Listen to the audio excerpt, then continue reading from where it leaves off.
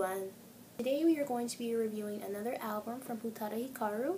We are going to review her album, Utada Hikaru Single Collection Volume 1. I guess from another perspective, I do know this isn't really considered an album. This would be more along the lines of a best album, but I don't care. I'm also doing this review because I've noticed I haven't had anything of Utada lately, so I guess this is my ways of making amends for that. Owning this album does have its sad moments because on August 9th, 2010, our beloved Hikaru announced that she would be going on a hiatus. I remember when I first heard about it, I was really bummed. I was really, really sad because Utada Hikaru, she's one of my favorite artists. And knowing that she wouldn't be around for a while really saddened me. But I was happy that she treated us with this best album because it meant she wasn't going to go quietly. Everything from 2004 up to 2010 was on this album. As a massive Hikaru fan, obviously it's sad to own this album because it means we won't be getting any new material from her in a while. Still, I'm happy that we have this album at least to pass the time. For this review, I believe it's also necessary to say I will not be reviewing all the tracks on here. I am only going to review the 5 new songs that were released, so I hope that's okay. The first track is Arashi no Megami, which translates into Storm Goddess.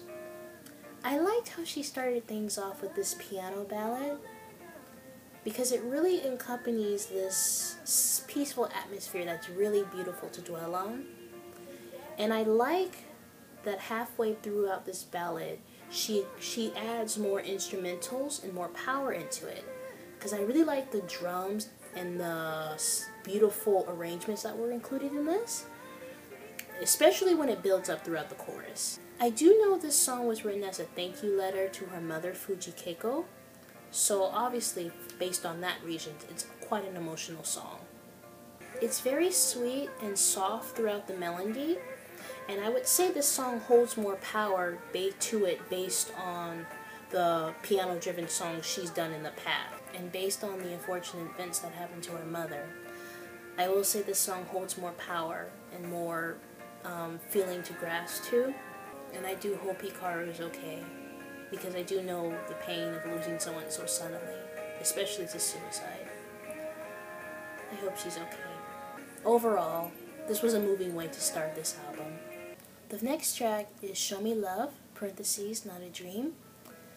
I love the way this starts with this piano, but I will admit, based on this, I thought we were going to go into the direction of another ballad.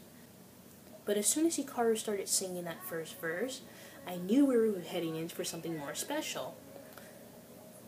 Based on her tone, it was really hard to pick what direction she was heading into.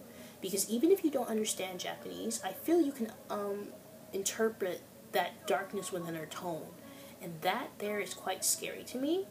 Within this song, I do know this dark drone suddenly comes in halfway throughout the song before these electronic sounds suddenly dominate the tune into this more intense mix. I was also surprised that the song headed into a more rockish atmosphere that was mixed with these darkish pop elements.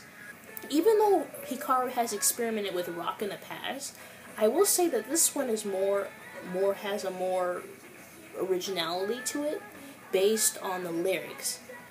I really like the lyrics to this song because these lyrics, they talk about the feeling she went through when making her decision on when going to her hiatus. And it clearly shows throughout this song. The song itself is very dark, but also quite reflective, and that's what makes this a damn good song. I can't believe when reading reviews on this song, there was a number of people complaining about this song, because from reading those reviews about it, people were saying that her vocal, she doesn't have the right vocals for rock, and therefore they just knocked the song off as garbage. And I will say to those people, although she doesn't sing rock often, that doesn't mean that her vocals aren't suited for it.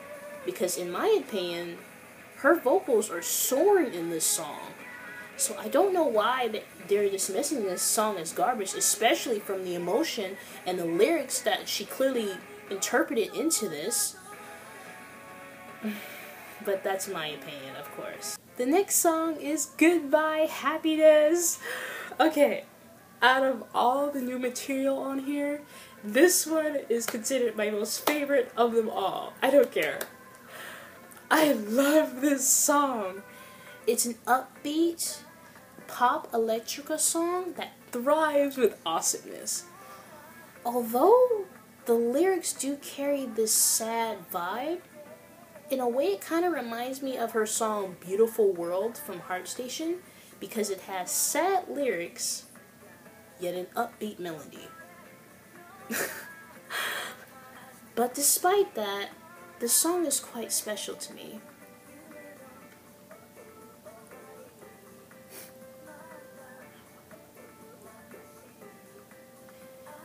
I also love how this song carries various elements from her past songs, but it still feels like it's something new. This song, it showcases her talent effortlessly. I do know Hikaru made a last music video for this song before she went on hiatus, and to be honest, I love that video. It was so cute. I love how she made references to her past songs on her video. Overall, this was an awesome song, and I can never stop listening to this. Every day I have to listen to this song because it's so good. If you have to listen to one song off this, listen to this one. It's really good. Hikaru's performed covers in the past, like Green Day's Boulevard of Broken Dreams and Placebo's Bitter End, but this was the first song that she covered that wasn't in English. Instead, this song was a mixture of French along with Japanese lyrics. The original song is a ballad by the French singer Édith Piaf, which inspired her use behind the song. And I'm really happy about this song as well because Hikaru, she's singing in my native tongue, and surprisingly her pronunciation is quite good because I can understand what most of the things she's saying here. Oh my gosh, and it's so cute. Like, she has a slight accent, but I don't care. It's really cute and it's really good. I do know for this track, she arranged the track into a more upbeat, jazzy tune while writing her own Japanese lyrics for the later half of the song. This was also her most longest song, considering that it's over 6 minutes. Admittedly, it does drag a little on some parts. I mean, don't get me wrong, there's nothing wrong with the arrangement, and she does sound like she's having the time of her life singing this song. There's just so much going on with this that I can barely keep up with what's going on. Plus, it pretty much has the same tempo and energy throughout the song, so it doesn't really build up much. Overall, this isn't the type of song I would listen to daily. This is the type of song I play while doing chores around the house or cooking food for my family. But overall, this is a very good song. The next song is Can't Wait Till Christmas. Similar to Storm Goddess, this was another piano-driven ballad. To be honest, I think this is the first Christmas theme track I've ever heard from her. I love those small jiggle sounds you hear in the background of this song, but you can't really hear them all that much considering this song purely consists of Hikaru's vocal along with that piano. The sadness of the lyrics and Hikaru's voice really creates this heartbreaking ending to this album. But at least it's enough for me to come back to every holiday, so. While the first disc mainly consists of songs from her last 2 studio albums, they do provide this perfect blend of pop that caters to the moods for all moods and tastes. The second disc, however, sounds like emotions and musical elements Hikaru wanted to get out of her system before she left on her hiatus. And personally, I thought this was a good cause because it showed how much she's come from her career. If there were any criticisms I had to address, I'd say that this album was rather ballad heavy. There weren't really that much upbeat tracks on this album, and to be honest, I was rather sad because I am a lover of upbeat tracks. However, there's still enough difference between them to not make them sound dry at any point. Although this is a good although this was a good best album, I do know fans will argue that her first single collection was rather better because it contains her most famous hits along with her million sellers, but I still thought the single collection represented her most strongest vocals, her tighter production, and a flawless disc to showcase the multiple colors and talents of Utada Hikaru. I hope you have a fantastic hiatus, Hikaru. Despite the recent tragedy that occurred, I still hope nothing but the best comes to your way.